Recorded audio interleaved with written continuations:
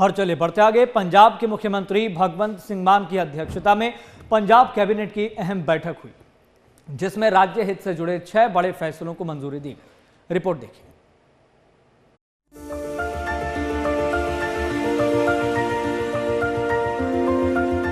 CM Bhagwant Singh मान की अध्यक्षता में पंजाब कैबिनेट की अहम बैठक आयोजित की गई, जिसमें राज्य हित से जुड़े 6 बड़े फैसलों को मंजूरी दी गई।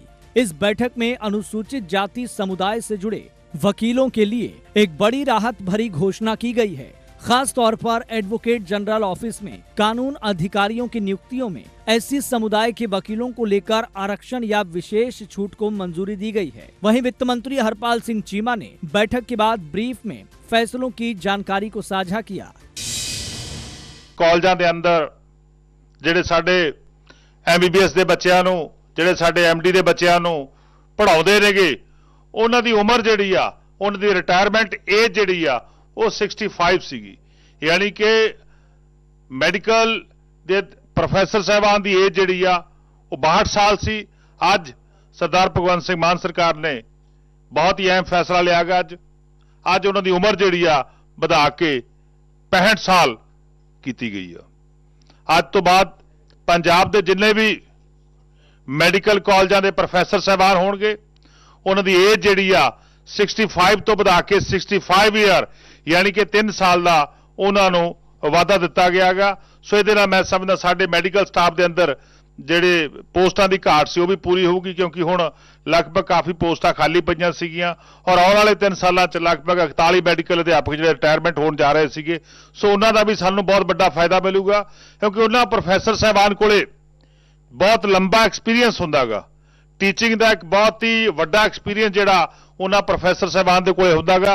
सो असीं उहदा बहुत लाभ लवांगे। पंजाब के स्टूडेंट, MBBS के स्टूडेंट, MD के स्टूडेंट जिहड़े नेगे वो बड़ा लाभ लैणगे। सो मैडिकल प्रोफैसरां दी जिहड़ी एज आ हुण 62 साल तो बढ़ा के 65 साल जिहड़ी आ वो कर दित्ती गई है। और चलिए अब आपको ग्राफिक्स के जरिए भी समझाते हैं कैबिनेट बैठक में लिए गए फैसलों के बारे में।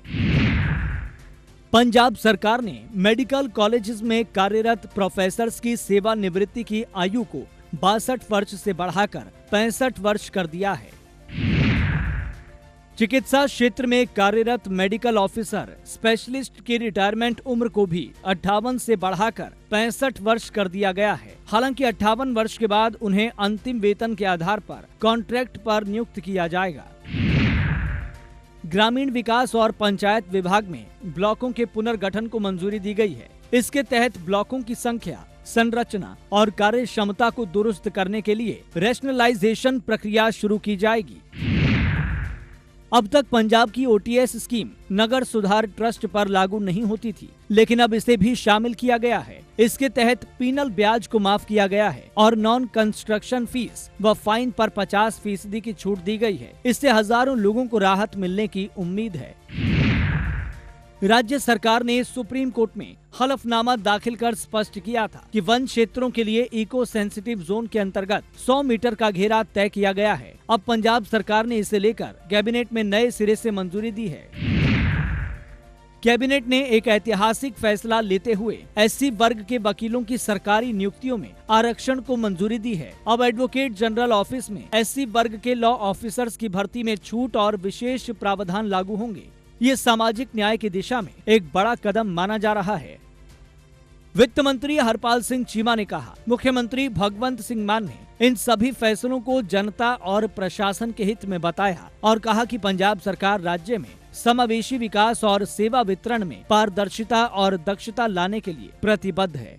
Bureau report, MH1 news.